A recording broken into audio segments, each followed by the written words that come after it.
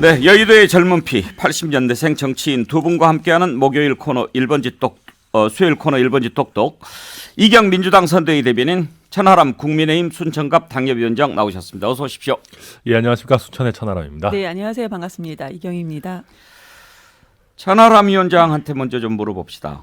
네. 지난번에 이준석 대표가 지방을 도울 때 예. 순천에 가서 우리 천하람 위원장 만났잖아요. 예. 나한테 그때 얘기도 안 하고 슬그머니 내려가셨는데 죄송합니다. 혹시 이번에 이런 결단을 하기 전에 천하람 위원장과 사전에 뭐 좀 상의한 게 있나요? 정확히 말씀드리면 사퇴에 대해서 바로 직접적으로 상의를 한 거는 없고, 지난주에 사실 같이 식사를 한번 했었어요. 그러니까 그때도 이길 수 있는데, 분명히 이길 수 있는 길이 있는데 왜 이상한 길로 가느냐 하는 거에 대한 굉장히 아쉬운 마음을 많이 토로를 했었었고요. 그래요. 네, 그리고 이제 약간 이거는 그냥 제 해석입니다만은 손발을 다 묶어놓고 공차라고 하는 그런 느낌을 받는 걸로 제가 해석이 됐어요. 이준석 대표가. 그러니까 본인에게 어떤 권한이나 실제 어떤 재량은 주지 않으면서 2030 뭐 중도층 마음을 잡아와라라는 의무와 책임만 지속적으로 부담하는 거에 대해서 굉장히 아무튼 부담감을 많이 느끼고 있는 상황이었던 건 맞습니다. 권한을 안 줬다는 것은 예를 들면 사람 뽑는 것도 이준석 대표가 마음대로 못 뽑게 그렇게 돼 있는 상황이었나요? 사실은 그렇습니다. 그랬고 또 이제 선대위에서 여러 가지 인사나 뭐 어떤 현안 대응 그리고 리스크 관리 이런 문제를 할 때 이준석 대표와 상의를 해서 사실은 굉장히 밀접하게 잘 돌아가야 되는, 그게 또 맞는 방법인데 그렇지가 않고, 사실 조수진 의원 사태만 놓고 보더라도 좀 후보와 총괄선대위원장 그리고 이준석 대표의 상임선대위원장의 관계가 이렇게 밀접하게 돌아가지 않는다라는 점에 대해서 사실은 좀 토로하는 부분들이 분명히 있었습니다. 사람 뽑는데 그러면 지금 김종인 총괄선대위원장이 있고 윤석열 후보가 있고 이준석 대표가 있고 누가 뽑습니까 그러면? 각자 다 의견을 내고 최종적인 결정은 윤석열 후보가 하겠지만 예를 들면 김한길 위원장이 맡고 있는 새시대위원회 같은 경우는 그쪽에서 자체적으로 하고 있고, 그 외에 일상적인 사람을 뽑고 이런 부분은 또 권성동 우리 사무총장도 많이 하고 있고 이런 걸로 저도 알고 있습니다. 이번에 신지혜 씨 영입하는 것은 김종인 위원장도 몰랐다고 하더라고요. 오늘 방송에서 들어보니까. 네, 맞습니다. 새시대위원회 쪽은 거의 그냥 새시대위원회가 독립적으로 뽑고 있는 걸로 저도 알고 있습니다. 그러면 새시대준비위원회는 총괄선대위원장 산하가 아닙니까? 산하가 아닙니다. 그냥 후보 직속의 독립위원회이기 때문에 그쪽에 대해서는 이준석 대표나 김종인 위원장이 사실 관여할 권한도 없다라고 보는 게 맞는 거고요. 다만 제가 아쉬운 부분은 페미니스트를 영입할 수 있습니다. 저도 당연히 국민의힘이 안티페미니스트 정당이 되어서는 안 된다고 생각하고요. 그렇지만 그 중에서도 신지혜 씨를 영입하는 거는, 우리가 이제 포털에 신지혜 씨 검색만 해보면 이준석 대표랑 각을 많이 세웠던 것들이 금방 다 나옵니다. 그걸 찾기 어려운 게 아니거든요. 그렇다고 하면 이준석 대표와 좀 더 실질적인 얘기를 하고 신지혜 씨 영입이 특히 2030 남성층에 어떤 영향을 줄 것인가를 좀 제대로 얘기를 하고 가야 되는데 그런 부분이 사실은 없었고 거의 통보식으로 진행됐던 거는 맞습니다. 이번에 이준석 대표가 그만두게 된 이유 가운데 그걸 꼽는 사람들이 꽤 있더군요. 그러니까 지난번에 이수정 교수를 영입할 때도 이준석 대표가 공개적으로 반대하지 않았습니까? 네, 맞습니다. 그런데도 불구하고 영입을 했는데 이번에 신지혜 씨 영입할 때는 사전에 얘기는 해줬다고 해요. 그래도 방금 얘기했듯이 지난번 서울시장 선거 때도 그렇고 그동안에 페미니즘 가지고 이준석 대표하고 완전히 대척점에 섰던 사람인데 이준석 대표가 환영할 리가 없잖아요. 환영할 리가 없죠. 그런데 그렇게 두 사람 잇따라서 이준석 대표와 반대 입장에 서 있는 사람들을 임명하는 걸 보고 이준석 대표가 참 힘들다, 이런 판에 나는 후보 말만 듣는다, 이런 얘기를 들었으니 이게 안 돌겠냐 이거죠.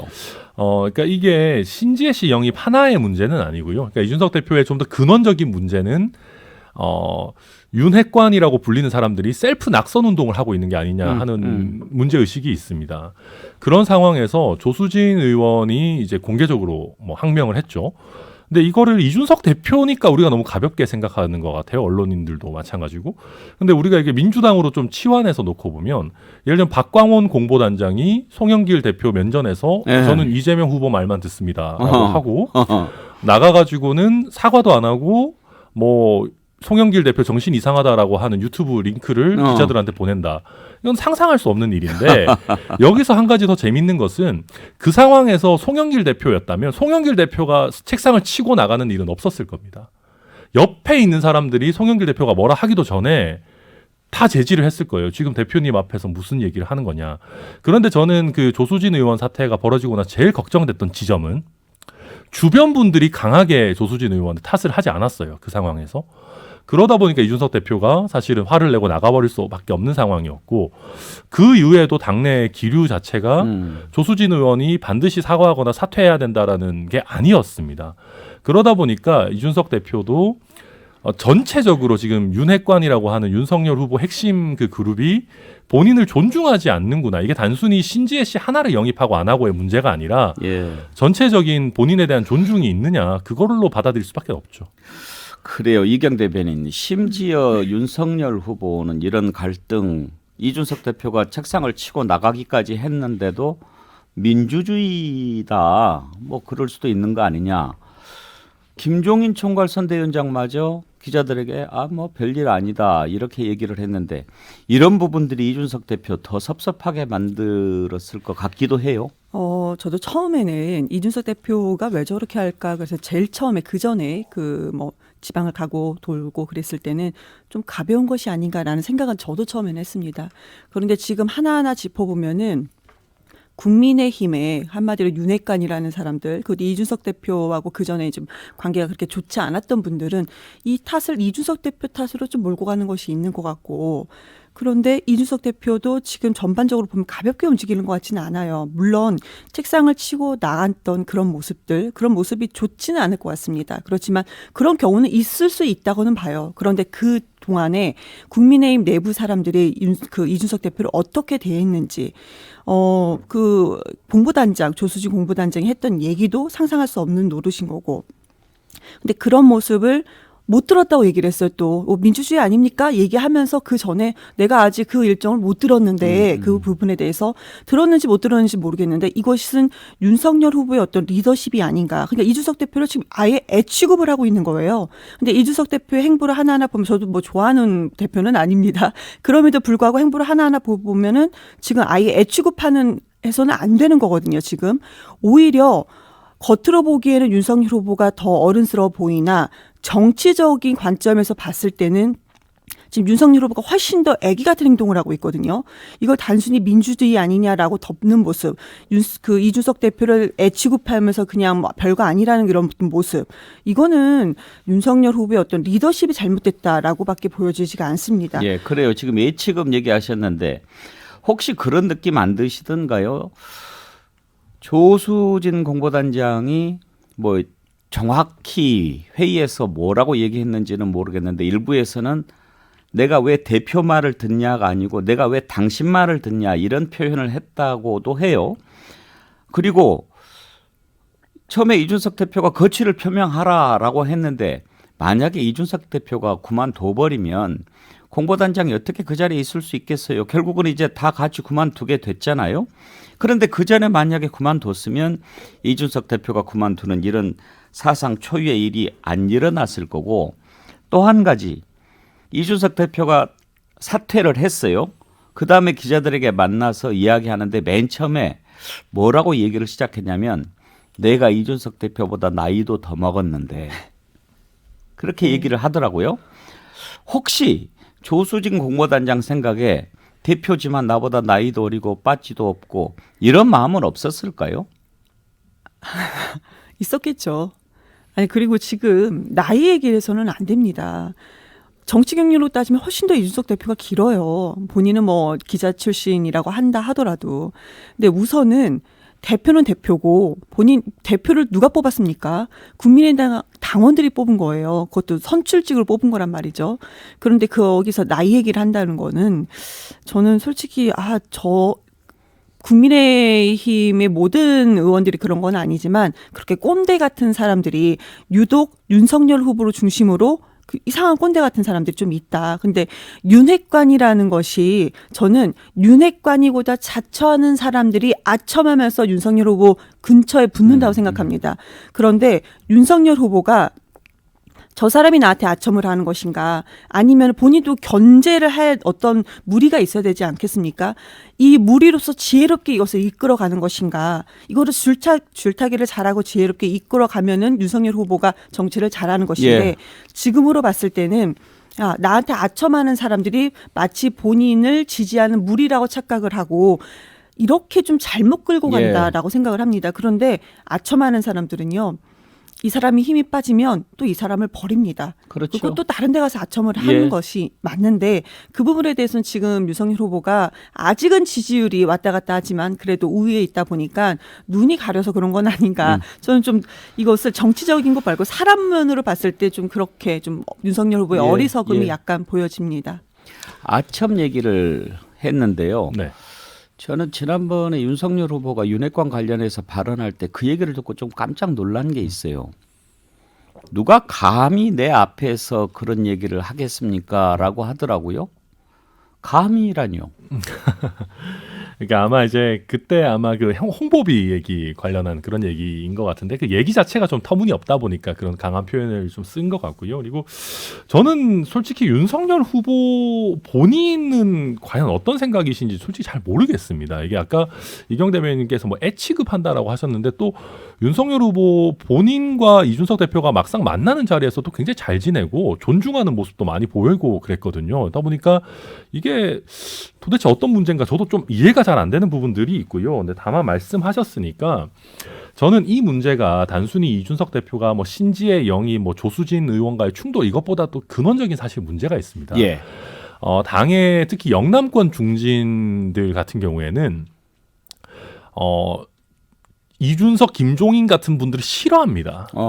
아무래도 좀 그냥 우리 원래 있던 지지층만 보고 가는 그분들은 영남 자민련을 해도 별로 안 불편한 분들이에요, 사실은. 그러다 보니까 중도지향적으로 나가고 뭔가 개혁을 얘기하고 중진들은 좀 후퇴해라라고 얘기하는 것들이 불편한 겁니다. 근데 지난번에 저희가 총선에서 참패한 이후로는 등장할 수 있는 어떻게 보면 명분이 없으니까 좀 뒤에 물러나 있었던 것인데 사실은 그분들이 절치부심하면서 이제 우리 때가 다시 온다라고 하다가 윤석열 후보가 오니까 적극적으로 그 기회를 잡은 거거든요. 예. 그리고 윤석열 후보 입장에서도 경선은 그분들 덕분에 이긴 게 사실이고 그러다 보니까 윤석열 후보로서는 대선 승리를 위해서는 이준석, 김종인 얘기를 들어야 된다라는 게 사실은 정론인데 주변에 경선 때 도와주셨던 분들은 경선 때 했던 것처럼 저희가 해도 이길 수 있습니다라고 하다 보니까 좀 그 사이에서 좀 혼란을 겪고 계신 게 아닌가. 그래서 이게 단순히 이준석 대표가 그냥 감정적으로 대응하고 이런 가벼운 게 아니고 당내의 어떤 방향성과 누가 주도해 나가느냐 또 개혁적으로 좀 더 이제 지역주의를 탈피해서 나가느냐 이런 복잡한 문제들이 결부돼 있고 그런 면에서 나온 이준석 대표의 연달은 승부수다. 예. 그렇게 보는 게 저는 그 더 맞을 거라고 시각에 봅니다. 동의하는 바가 없지 않습니다. 네. 혹시 어제 이준석 대표 사퇴 기자회견 이후에 통화해보거나 만난 적은 있으신가요? 제가 이준석 대표랑 직접 통화는 안 해봤고요. 예. 같이 이제 활동하는 친구랑은 얘기를 해봤습니다. 그러면 네. 이준석 대표 다시 안 돌아오겠다라고 했는데 그럴 것 같습니까? 저는 뭐 가능하면 다시 돌아와 줬으면 좋겠습니다. 예. 뭐 김종인 위원장께서 좀 더 그립을 세게 쥐고 뭔가 이준석 대표가 원하는 그림으로 만들어서 다시 복귀하는 그림이 되기를 저는 국민의힘에 몸담은 사람으로서 바라지만 현재로서는 이준석 대표나 김종인 위원장이 대외적으로 얘기하고 있는 것도 돌아오지 않는다. 그리고 돌아오더라도 바로 상임선대위원장으로 복귀하는 게 아니라 그냥 당대표로서 외곽 지원을 하는 예. 형태로 예. 돌아올 거다라고 공통적으로 얘기를 하고 있기 때문에 예. 뭐 그런 형태가 되지 않을까라고 지금으로서는 뭐 생각이 듭니다. 당 대표로서의 역할은 하겠다라고 하는데 그러면 어떤 역할을 한다는 거죠? 그게 사실 굉장히 애매한 부분입니다. 당대표와 상임선대위원장의 역할이 명확하게 구분되지는 않고요.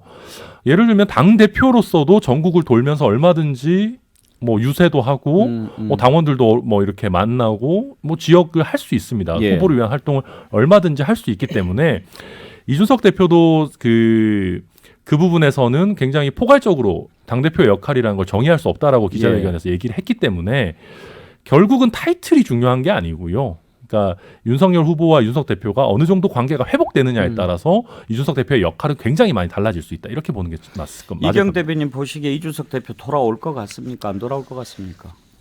지금 말씀 주셨지만 선대위에 갑자기 들어간다는 것은 명분이 좀 없을 것 같아요. 근데 당 대표이기 때문에 당 대표로서 역할은 할 수는 있을 것이다. 그렇지만 그 역할이 무엇인지 뭐 홍준표 의원처럼 뭐 그런 식으로 역할을 한다면은 그것도 나쁘진 않을 것 같아요. 왜냐하면은 국민의힘 자체 후보에 대해서 비판적인 사람들도 외곽에서 그 본인의 후보에 대해서 지적하는 부분들이 일정 부분 타당한 부분이 있잖아요. 그래서 그렇게 역할을 하는 것도 국민의힘 측에서는 나쁘지는 않을 것 같다. 근데 저는 우선은 윤석열 후보의 어떤 그 태도, 그러니까 국민들은 주변에서 역할을 하는 것도 중요시하지만 막상 내가 표를 줄 사람 후보, 대통령 후보에 대해서도 보는 건데 지금 그 전에 윤석열 후보의 어떤 태도, 어떤 그 사과, 개사과부터 시작을 해서 그리고 이번에 그러니까 배우자 김건희 씨의 허위 학력에 대해서 이제 기자들이 추가 질문을 했을 때 뭐 이후 여야를 불문하고 뭐 사과하겠다. 근데 그 바로 직전에는 또 기자들 향해서 뭐 한번 알아봐라. 시간 강사가 어떻게 하는지 이렇게 또 소리를 지르고 막 분노를 하지 않았습니까? 근데 이 부분에서 구체적으로 물어봤을 때 노코멘트 하겠다. 이런 식으로 뭔가 본인이 왜 손에 왕자를 새긴 것처럼 마치 본인 외에 다른 사람들은 대충 얼렁뚱땅 넘어가도 본인의 말에 복종하는 듯한 그런 것을 26년 검찰 생활했다고 최고 검찰총장까지 찍었던 분이라 그런지 약간 그런 모습들이 몸에 배어 있는 것은 아닌가. 그러니까 26년 동안 그런 사상에 잡혀 있는 어떤 사람이 지금 대통령이 되겠다고 나와 있는데요. 근데 이것이 첫 번째 당내에서 삐걱거리고 있다라는 것을 보여주는 거라고 보여집니다. 1번지 똑똑 이경 민주당 선대위 대변인 천하람 국민의힘 순천갑 당협위원장과 함께하고 있습니다. 전하는 말씀 듣고 이어가죠. 네, 1번지 똑똑 이어가겠습니다. 지금 이준석 대표 선대위 모든 직책 사퇴한 이후에 윤석열 후보의 리더십이 시험대에 올랐는데 천하람 위원장 어제 이준석 대표가 기자회견에서 또 이런 얘기를 했습니다. 나는 당 대표로서 만약에 대선의 소리가 좋지 못한 결과를 얻게 된다면 상당한 불명예를 얻겠지만 선거에 대한 무한 책임은 후보자가 갖게 된다. 이런 얘기를 했어요. 이제 이런 부분 가지고 논란이 될까 봐 뒤에 뭐라고 붙였냐면 그것 때문에 저는 후보자의 선택을 존중한다. 이렇게 했는데 일단 뒤는 예의상 붙인 것 같고 이제 내 책임 아니야. 후보가 모든 책임져야 돼. 라고 하는 것 같이 들렸어요. 근데 이게 이제 뭐 꼭 이준석 대표의 말을 빌리지 않더라도 실제 선거는 99%가 후보의 역량입니다. 그건 뭐 부정할 수가 없고요. 제가 사석에서 이준석 대표, 제가 사실은 경선 때 최재형 후보 캠프에 잠깐 몸을 담았었는데 캠프 해체하기 전까지. 그때 이제 저도 이제 캠프 해체되고 뭐 이준석 대표 얘기하다가 내가 많이 부족해서 그랬던 것 같다 이런 얘기를 했을 때도 그때도 사석이지만 선거는 다 후보가 하는 것이지 사실은 참모들은 뭐 그냥 이제 큰 틀에서 그냥 그런 것뿐이다라고 얘기를 일반론적으로 그렇게 볼 수 있는데 사실 이준석 대표가 어제 서운함 내지는 그 전체적인 문제점을 지적한 부분 아까도 말씀드렸습니다마는 조수진 의원의 행동도 행동이지만 그 이후에 당에서 조수진 의원의 행동을 교정하지 않았다라는 점을 얘기했고 결국은 당의 입장이라는 것이 이준석 대표가 당대표입니다만은 현재로서는 후보의 의중이 가장 많이 반영되는 구조이다 보니까 결국은 후보의 뜻대로 선대위 구성이라든지 선거전을 치르는 게 갈 수밖에 없다. 내가 지금 나가는 것도 어찌 보면 후보의 뜻이 반영된 것 아니겠느냐라는 전반적인 내용을 담아서 한 얘기로 저도 해석이 됩니다.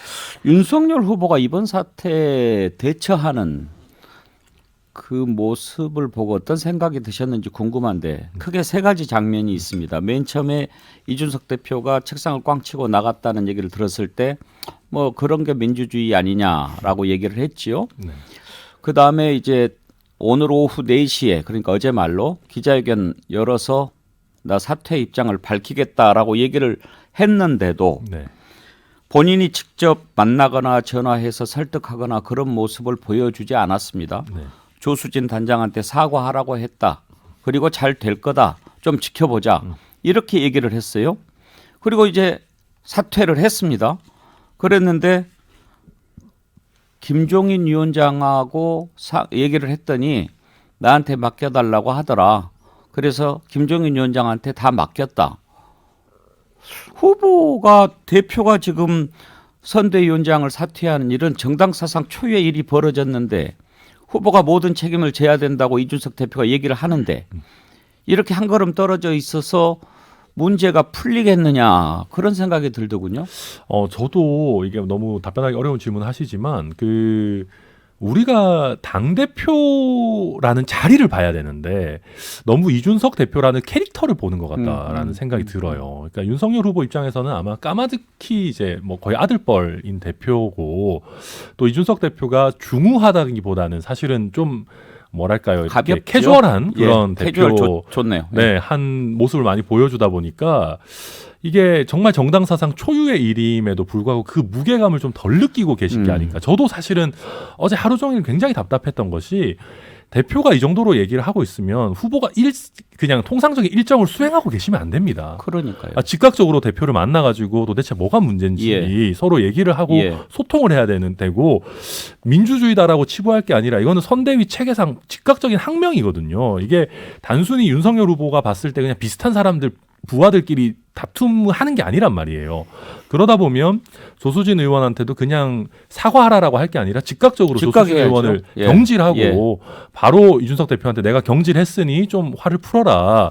그런 모습을 좀 더 보여주셨으면 좋았겠다 싶은데 이런 것들도 아마도 제 추측으로는 소위 말하는 윤핵관이라는 분들이 윤석열 후보에게 이준석 대표 없어도 이길 수 있다. 우리 경선 때도 잘하지 않았느냐라는 식의 어떤 커뮤니케이션을 하고 있는 게 아닌가 이런 좀 사실 우려가 됩니다.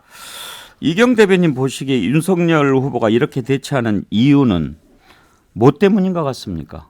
무지해서 그렇지요.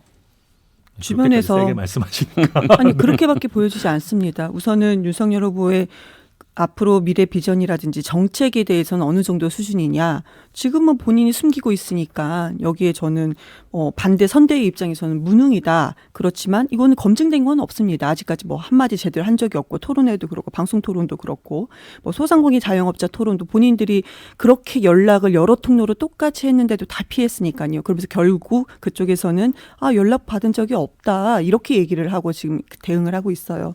그런데 지금 이 부분에 대해서 사람 관리, 내가 사람을 보는 눈, 제가 앞에서도 말씀드렸지만 윤핵관한 사람들이 주변에서 계속 붙어서 아첨을 합니다. 그것이 본인이 정치권의 전부라고 생각을 하는 거죠.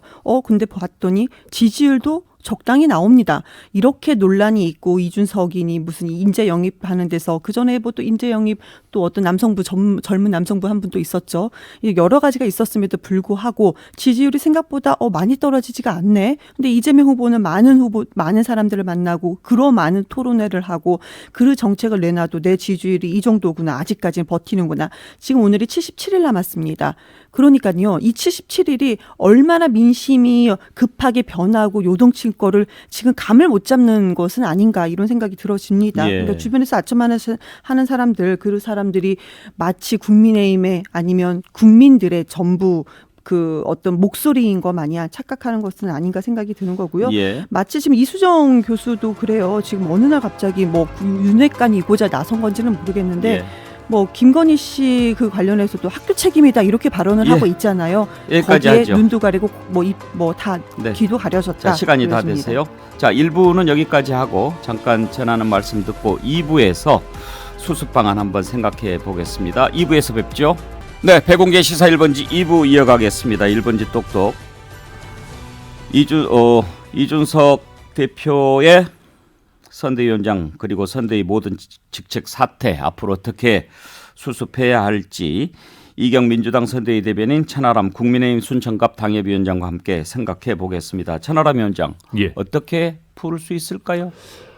네, 어려운 문제입니다. 어려운 문제고 사실은 가장 좋은 것은 윤석열 후보가 이제 김종인 위원장과 이준석 대표에게 모든 정말 실질적인 정권을 주고 다시 한번 선대위를 일신하자 완전히라고 하는 방안을 생각해 볼 수가 있을 텐데 지금 그럴 것 같은 상황은 네, 아닌 예. 것 같습니다. 이제 그러다 보면 이준석 대표로서는 그냥 당 대표의 역할을 한다라는 측면에서 예를 들면 뭐 지방에 있는 당원들을 만나러 다닌다거나 아니면 뭐 예를 들면 뭐 2030 표심을 위해서 그냥 뭐 대학교들을 방문한다거나 이런 식으로 좀 선대위와는 어찌 보면 좀 분리된 그런 자기만의 역할을 찾는 식으로 절충을 할 수도 할 있을 것 것 같은데. 같고, 예, 조금 현재로서는 참 불확실성이 많은 그런 상황입니다. 알겠습니다.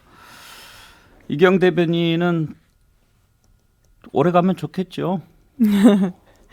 아니 이게 계속 오래 가면은 민주당 입장에서 그렇게 나쁘지는 않을 것 같습니다. 그렇지만 우선은 정책 얘기가 전혀 이슈화되지가 예, 예. 못하고 있다는 점은 이재명 후보 입장에서는 이것이 그렇게 좋은 거는 아니다. 그리고 전국적으로 국민 입장에서는 그래서 당신들이 내놓는 정책이 무엇인데 라고 봤을 때 우리 언론에서도 많이 다뤄주지 못하고 있잖아요. 그래서 좋은 건 정확히 아닙니다. 보신 게요. 사실 이쪽이 이렇게 뭐 여러 가지 복잡하다고 그래서 그런 상황이 오래 간다고 절대 상대방에 좋은 것만은 아닙니다. 이게 정상적으로 가면서 해야지 한쪽이 찌그러지잖아요. 여러 가지 변수가 많이 생겨요. 제가 선거를 쭉 지켜보면 동정표도 생기고 어이구 이거 큰일 났네 위험하네. 결정적인 게 노무현 정몽준 단일화 때입니다. 그때 맞아요. 안 될 것 같으니까 확 모여가지고 투표율이 확 올라가가지고 노무현 후보가 대통령이 된 거예요. 근데 노무현 후보 때는 약간 측은지심이라도 있었는데 예. 지금 윤석열 후보의 태도로 봤을 때는 측은지심은 좀 발동하기는 어려울 것 그건 알 수 같아요. 없는 부분이고 그리고 제가 똑똑 찬스를 아까 쓸까 하다가 예. 이제 광고 때문에 못했는데 사실 윤석열 후보가 본인의 실력을 전혀 안 보여주고 있다라는 건 좀 과한 말씀이신 게 저희가 경선 단계에서 토론회를 10번 이상 했었고 많은 여기저기 가가지고 많은 정책들을 뭐 이렇게 내놓고 있습니다. 이제 다만 그런 부분들이 저희 당내 상황이나 또 뭐 가족 문제 이런 거에 좀 묻혀 있다 그렇게 보는 게 더 맞을 것 같아요. 그런데 토론을 피하는 인상을 주기는 해요. 이게 제가 사실 저희 지지율이 훨씬 높은 상황이었다면 그렇게 얘기 드릴 수 있을 것 같아요. 원래 앞서가는 사람은 변수를 안 만들고 싶어하는 예. 게 인지상정이다. 왜냐하면 저도 지난번 총선 때 순천에 출마했을 때도 뭐 앞서가는 우리 민주당 후보께 자꾸 토론하자 토론하자. 막 난리쳤는데 당연히 안 받으시거든요. 예. 근데 이제 지금은 이제는 사실 지지율이 붙었다라고 해도 과언이 아니기 때문에 이제는 좀 더 적극적으로 사실 예. 해야 될 상황인 것 경선 토론 같습니다. 저 지켜봤는데요. 처음부터 끝까지 다 지켜봤거든요. 그런데 정책 얘기 거의 없었습니다. 예. 그때 나왔던 얘기가 국민의힘 경선 토론이 개그 프로보다 훨씬 더 재미있다 할 정도로 정말로 정책 얘기는 많이 빠져 있는 상황이었습니다. 그런 상황 때는 얘기를 잘 하시는 것 같아요. 그런데 정책 얘기만 나오면은 좀 본인이 일부러 고의적으로 피하는 건 아닌가 하는 모습이 지금까지는 계속 보여줬습니다. 어떻게 정책 얘기 꽤 많이 풀어갈지 했습니다. 한번 지켜보도록 합시다. 오늘 두 분 감사합니다. 다음 주에 또 뵙죠. 네, 감사합니다. 네, 감사합니다. 고맙습니다. 1번지 똑똑 이경 민주당 선대위 대변인 천하람 국민의힘 순천갑 당협위원장과 함께 했습니다. 잠깐 전하는 말씀 듣고 1번지에서 만난 사람 이어가겠습니다.